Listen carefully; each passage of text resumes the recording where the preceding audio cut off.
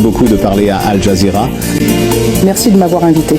Nous comprenons donc que des discussions sont en cours avec la médiation du Qatar pour tenter d'aboutir à un accord final, un accord de paix définitif entre le M23 et votre gouvernement. Êtes-vous proche de parvenir à cet accord? Eh bien, la paix est toujours un processus. J'espère que nous sommes plus proches, qu'il y a quelques jours, quelques semaines ou quelques mois.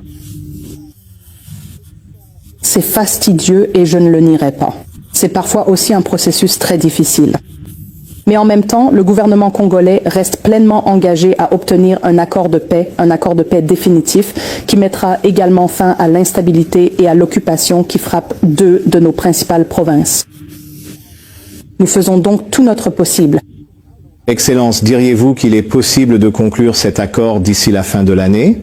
Nous voudrions que cela ne prenne que quelques semaines et espérons-le, pas des mois. Vous le souhaiteriez, mais pensez-vous que ce sera le cas? Nous faisons tout ce que nous pouvons. Bien sûr, il faut être deux pour danser le tango et le M23 doit aussi jouer son rôle dans cet effort et nous espérons qu'ils continueront à se présenter. Nous espérons également, évidemment, qu'ils se présenteront de manière plus constructive. Quand vous dites plus constructif, on dirait que vous n'êtes pas satisfait de ce qu'ils ont fait. Qu'est-ce que c'est? Eh bien, je pourrais commencer par le meurtre de civils innocents. Je pourrais commencer par l'occupation de territoires souverains avec le soutien des troupes rwandaises. Je pourrais également évoquer le fait qu'ils n'ont cessé, malgré le fait que nous soyons en pourparlers de paix, d'établir et de consolider une administration parallèle, sapant fondamentalement l'état de droit même qu'ils prétendent défendre en RDC. Ce sont donc tous des éléments qui montrent qu'il existe un fossé entre la posture adoptée lors des pourparlers de paix et la réalité sur le terrain, et en particulier une réalité sur le terrain qui pèse énormément sur notre population civile. Madame la ministre des Affaires étrangères, en vous écoutant, lorsque vous mentionnez ces problèmes, les massacres de civils et la mise en place d'administrations parallèles, ces questions n'ont-elles pas encore été résolues lors des pourparlers de paix? Et c'est ce qui a été rapporté. Il y a toujours un désaccord sur un principe fondamental, à savoir que le M23 doit se dissoudre, se retirer et remettre les territoires au gouvernement de la RDC. Est-ce toujours un point de discorde? Eh bien, lorsque vous regardez, par exemple, la résolution 2773 du Conseil de sécurité des Nations Unies, lorsque vous examinez l'accord de paix que nous avons signé avec le Rwanda à Washington, D.C. le 27 juin, vous pouvez constater que l'objectif final vers lequel nous travaillons sans relâche est la restauration complète de l'autorité de l'État. Il n'existe aucun scénario dans lequel la RDC, le gouvernement de la RDC, le gouvernement légitime de la RDC acceptera jamais une présence prolongée d'une force d'occupation qui s'appelle l'État de droit. Pensez-vous que le M23 n'a pas accepté ce principe, malgré l'accord de la déclaration de Doha signé le 19 juillet? Je pense qu'on s'en approche, mais je crois qu'il pourrait y avoir des efforts plus concrets également sur le terrain qui pourraient nous montrer la bonne foi qu'ils prétendent avoir en venant aux négociations. Mais vous êtes confiant que le M23 acceptera cela? Nous sommes confiants que nous resterons fidèles à nos principes. Maintenant, ce que fait le M23 relève entièrement de sa responsabilité. Mais pensez-vous qu'ils négocient de bonne foi et qu'ils sont engagés envers ce principe? Je regarde les faits, pas nécessairement les croyances. Et les faits me montrent qu'ils participent aux discussions, qu'ils sont actifs dans les négociations, qu'ils se présentent aux réunions, qu'ils signent certains documents. Les faits montrent aussi les réalités sur le terrain que je viens d'énumérer. C'est donc ici que nous devons trouver un équilibre. Et je pense que c'est là que différents partenaires ont des responsabilités différentes et des rôles distincts à jouer. Mais lorsque vous dites que vous regardez les faits et que vous devez trouver un équilibre, quand vous considérez les faits sur le terrain et que vous cherchez cet équilibre, pensez-vous que ce parti est réellement engagé envers le principe de démanteler à terme l'administration parallèle? Ou avez-vous de sérieux doutes et pensez-vous qu'ils cherchent simplement à gagner du temps? Je crois qu'ils finiront par le faire. Reconnaître la réalité sur le terrain, à savoir que la RDC ne tolérera pas cela. Qu'ils restent là où ils sont, qu'ils occupent, mais aussi que de nombreux autres acteurs ne le toléreront pas non plus. Et c'est une position d'isolement croissant, donc je veux croire qu'ils sont suffisamment pragmatiques pour comprendre qu'il s'agit d'une entreprise vaine, si vous voulez, de rester dans cette posture, une posture qui ne sera tolérée ni par le gouvernement congolais, ni par la communauté internationale. Le 14 octobre, la RDC et le M23 ont accepté de former un organe de suivi pour superviser un cessez-le-feu. Mais il y a encore des combats en cours, n'est-ce pas? À votre avis, quand ce cessez-le-feu va-t-il réellement entrer en vigueur? Du côté du gouvernement congolais, nous sommes engagés en faveur d'un cessez-le-feu. D'un autre côté, nous sommes aussi dans une posture où nous devons défendre notre territoire. Dans une posture où nous devons nous assurer que les forces d'occupation, et lorsque je parle de forces d'occupation, je ne parle pas seulement du M23, car nous savons que le M23 est accompagné et soutenu par les forces de défense rwandaises, nous ne pouvons pas permettre que le territoire sur lequel ils empiètent déjà soit élargi. Alors, qu'est-ce qui retarde le fait que toutes les parties annoncent aujourd'hui même la date du cessez-le-feu, si vous êtes prêts? Percevez-vous un retard ou un manque de volonté ou de désir de la part du Rwanda ou du M23 de s'engager? Leur position, leur attitude sur le terrain le montre. Donc quand ils seront prêts à arrêter de se battre, nous serons prêts à arrêter de nous battre aussi. Leur avez-vous dit que nous voulons un cessez-le-feu maintenant et avez-vous reçu une réponse négative? Je ne suis pas dans ces conversations directes, si vous voulez, où je confronterai le M23 avec une telle question. Mais notre position a toujours été que nous voulons épargner autant de vies civiles que possible et qu'un cessez-le-feu serait nécessaire pour cela ou pour créer un environnement plus protecteur. Donc je crois que le M23 n'a certainement aucun doute sur la position du gouvernement congolais à cet égard. Qu'est-ce qui a retardé l'échange de prisonniers? Je dis toujours qu'on signe un accord, mais c'est là que le vrai travail commence. Et ce sont des choses qui ne sont pas forcément visibles au regard du public ou aussi évidentes aux yeux du public. Alors que ce mécanisme a été mis en place, il y a en même temps de nombreuses étapes techniques à prendre en compte et à concrétiser, que ce soit du côté du gouvernement congolais ou du côté du M23. De notre côté, nous faisons tout notre possible pour nous préparer techniquement et opérationnellement afin d'être prêts pour un échange de prisonniers. Vous connaissez la critique, j'en suis sûr, qui vient de l'autre camp. À savoir que la RDC ne veut tout simplement pas libérer ou échanger ces prisonniers, que vous considérez ces personnes comme des criminels ayant commis des crimes.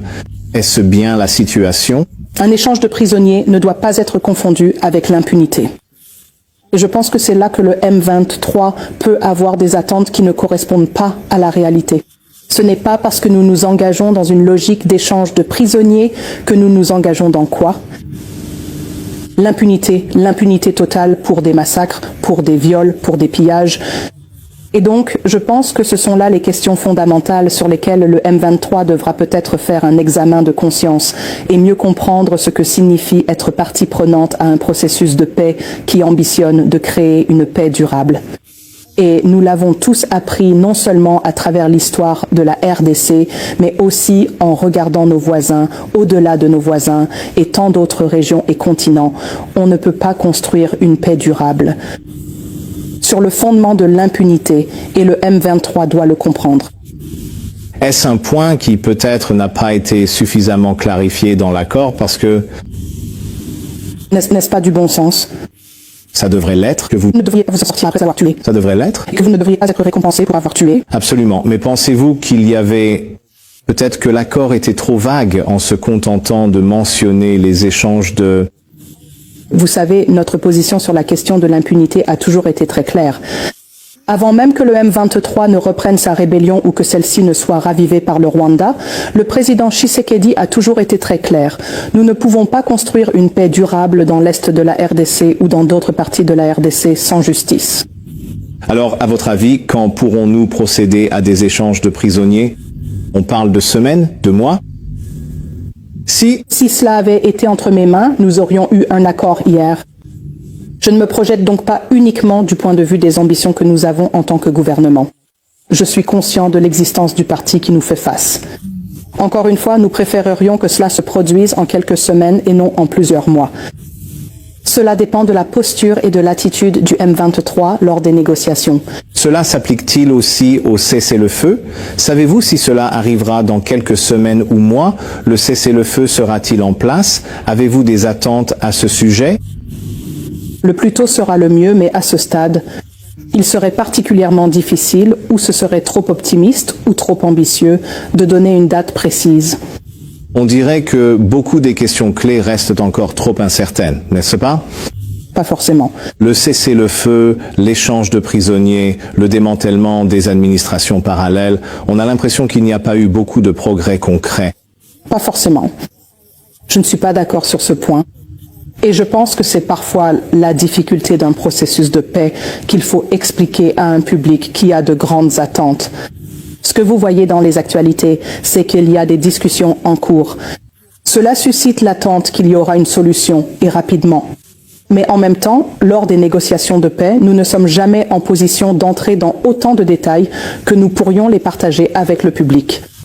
Donc, même s'il peut sembler que les progrès tardent ou n'avancent pas aussi vite, cela ne veut pas dire que le travail n'est pas en cours. Cela ne veut pas dire que les efforts ne sont pas fournis, mais cela signifie que parfois il faut créer, si vous voulez, une sorte de bulle pour s'assurer que le minimum de, disons, confiance ou de construction de la confiance nécessaire pour faire avancer un processus de paix soit préservé. Outre la dynamique de Doha, si l'on peut l'appeler ainsi, des pourparlers entre la République démocratique du Congo et le mouvement du 23 mars, il y a aussi l'autre dynamique des pourparlers entre la République démocratique du Congo et le gouvernement rwandais. Un accord a été signé le 27 juin à Washington, D.C. et l'on s'attendait à ce que les deux présidents, celui du Rwanda et celui de la RDC, se rencontrent pour signer un accord final. D'accord. Vous avez une idée de quand cela pourrait se produire? Eh bien, la prochaine étape, ou la suite si vous préférez, de la réunion au niveau des chefs d'État dépend avant tout de la disponibilité des trois chefs d'État. Je pense que du côté de la RDC, du côté des États-Unis, et je veux croire du côté du Rwanda, c'est sans équivoque. Toutes les parties se sont engagées à tenir cette réunion dès que possible. Pourquoi dites-vous que vous voulez croire? Avez-vous des doutes sur le sérieux de la partie rwandaise? Oui. Car ils ont encore 6000 soldats sur notre territoire souverain. Ils pillent toujours? Ils continuent de tuer, de mutiler et de violer. C'est la réalité. Maintenant, est-ce que cela signifie qu'ils ne sont pas engagés à trouver une solution durable ou à s'impliquer dans un processus? Pas nécessairement. Nous voulons être généreux et accorder le bénéfice du doute en espérant que peut-être c'est le processus. On dirait que vous dites que vous voulez leur accorder le bénéfice du doute. Mais quand on regarde la réalité de leurs actions, vous ne croyez pas vraiment que la partie rwandaise soit sérieuse à propos de la paix? J'ai confiance dans la facilitation. J'ai confiance dans la facilitation. J'ai confiance dans le fait que, pour une fois, dans l'est de la RDC et la région des Grands Lacs, nous avons des parties prenantes véritablement engagées, qui disposent de leviers qu'elles sont prêtes à activer, qui ont des points de pression, que ce soit sur la RDC, sur le Rwanda ou sur d'autres parties, et qui peuvent demander des comptes aux parties impliquées. Cela ressemble à une confiance accordée aux médiateurs ou aux acteurs extérieurs pour exercer une réelle pression sur le Rwanda, plutôt qu'à un engagement sérieux du Rwanda en faveur de la paix. Ai-je bien compris? Correctement, ce n'est pas le premier accord que nous signons dans la région des Grands Lacs. Et quand on regarde pourquoi tant d'autres ont échoué, c'était à cause d'un manque de responsabilité.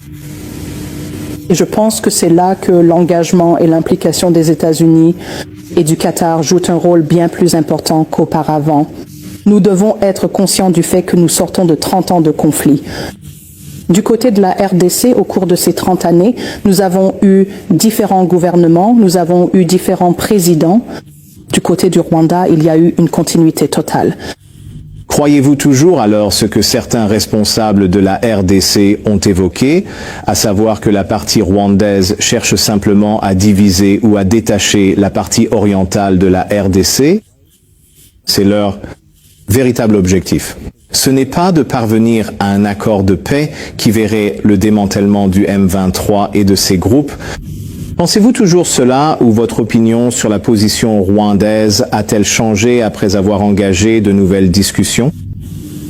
Je ne veux pas spéculer sur ce que le Rwanda veut ou ne veut pas. Eh bien, vos responsables l'ont déjà dit, Ils ont dit qu'ils croient que le Rwanda veut diviser la partie orientale de la RDC. En dehors de... croire, ce qui est au-dessus de croire, c'est savoir. Et ce que nous savons, c'est que notre territoire restera intact. Notre territoire ne sera pas compromis, malgré les efforts ou les tentatives qui pourraient venir de n'importe quel côté. Mais savez-vous que les Rwandais ne veulent pas le faire? Séparer la partie orientale de la RDC? Je pense que les années passées nous ont donné suffisamment de preuves et d'exemples qui pourraient nous amener à croire que c'est le cas.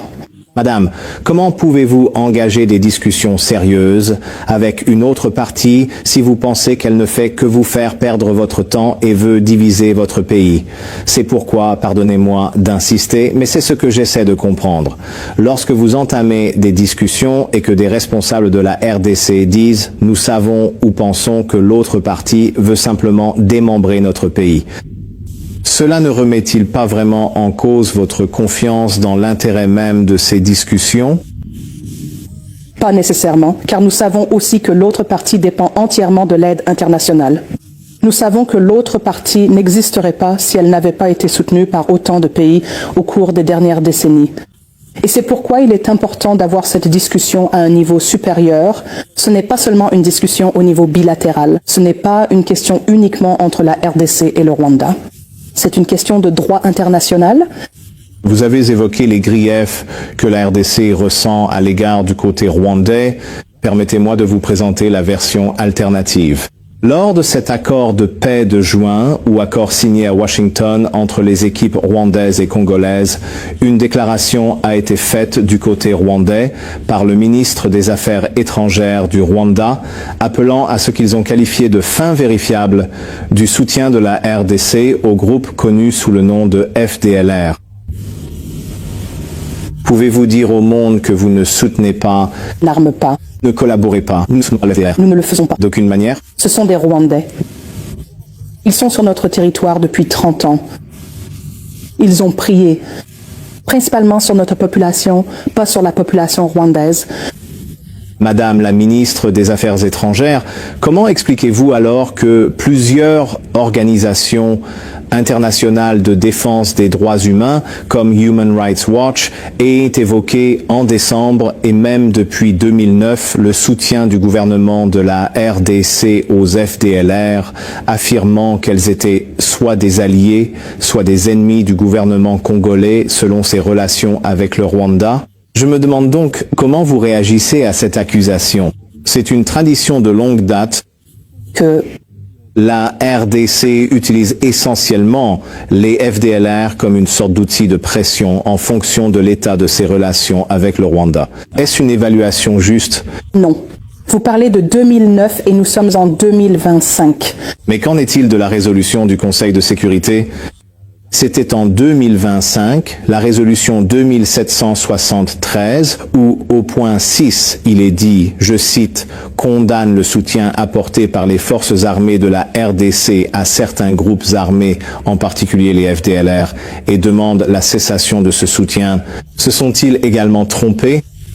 Eh bien, s'il y a des cas de soutien aux FDLR, et je pense que c'est la distinction importante à faire, ce n'est pas une politique d'État.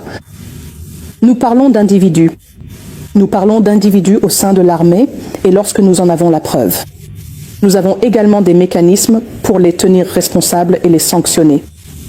À l'inverse, quand on regarde la présence de l'armée rwandaise qui envoie plus de 6000 soldats en RDC, il ne s'agit pas d'individus isolés qui se comportent mal. Il ne s'agit pas de quelques militaires qui se retrouvent dans un pays étranger et décident de faire ce qu'ils veulent. Alors la question est la suivante. Quand vous avez 6000 soldats rwandais sur notre territoire, n'est-ce pas une politique d'État? Pourquoi alors pensez-vous que le Conseil de sécurité s'adresserait à l'armée congolaise plutôt qu'à des éléments isolés en son sein? Les membres du Conseil de sécurité ont-ils vraiment mal compris la situation? Non, parce que ces membres isolés font tout de même partie de l'armée et donc l'armée est tenue pour responsable et elle doit s'assurer que tout comportement qui ne correspond pas à sa politique soit sanctionné. Mais lorsque votre propre armée a dû publier un communiqué le 10 octobre 2025 appelant ses soldats à ne pas collaborer avec les FDLR, pourquoi l'armée aurait-elle besoin de faire cela? Pourquoi aurait-elle même besoin de précisément pour anticiper des sanctions. Permettez-moi juste de terminer mon propos, madame. Pourquoi aurait-elle besoin de menacer de sanctions si, selon vos propres mots, il ne s'agissait que d'éléments mineurs et isolés? Cela doit être un problème assez répandu, non? Pas nécessairement, non. Je veux dire, le fait d'être explicite sur le fait que quelque chose n'est pas toléré n'indique pas nécessairement l'ampleur du problème. Le fait de mentionner un problème ne signifie pas qu'il s'agit d'un problème d'une certaine ampleur.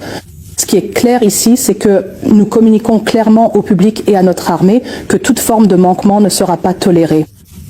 Encore une fois, avons-nous vu quelque chose de ce genre venir du Rwanda? Peut-être aux 6 000 soldats qui sont encore en RDC. N'entrez pas sur un territoire qui n'est pas le vôtre. Ne violez pas, ne pillez pas. Ne prenez pas de minerais, ne tuez pas, ne vous appropriez pas de terre. Nous n'avons constaté aucune réaction institutionnelle du côté du Rwanda face à sa violation flagrante de notre intégrité territoriale et à son occupation manifeste de notre territoire.